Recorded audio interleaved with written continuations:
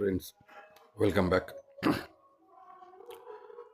এই সকালবেলায় বললাম খুব সাবধানে ট্রিট করতে হবে। কিছুক্ষণ আগে পর্যন্ত দেখে মনে হচ্ছিল যেন মার্কেট সরি ডাউন ট্রেন্ডের দিকে যাবে।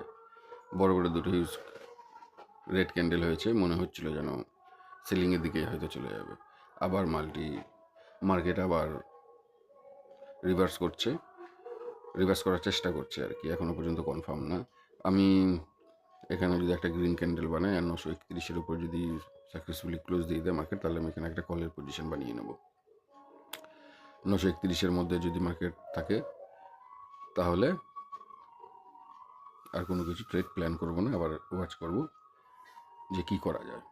আমার মনে হচ্ছে মার্কেট এখান থেকে উপরের দিকেই যেতে পারে অথবা সাইড ওয়েজ চলে যাবে, কারণ এখানে একটা হিউজ পরিমাণের গ্রিন ক্যান্ডেল হয়ে রয়েছে। এবার এই ক্যান্ডেলের এখান থেকে সেলিং হওয়াটা মনে হচ্ছে ইম্পসিবল ব্যাপার। এখান থেকে একটা বাইংই অপরচুনিটি দেখা মানে ভালো হবে আমার মতে। 931 উপরে ক্লোজ দিলে আমি একটা কল বাই করে নেবো, আর এর উপরে ক্লোজ যতক্ষণ না দিচ্ছে ততক্ষণ ওয়েট করবো।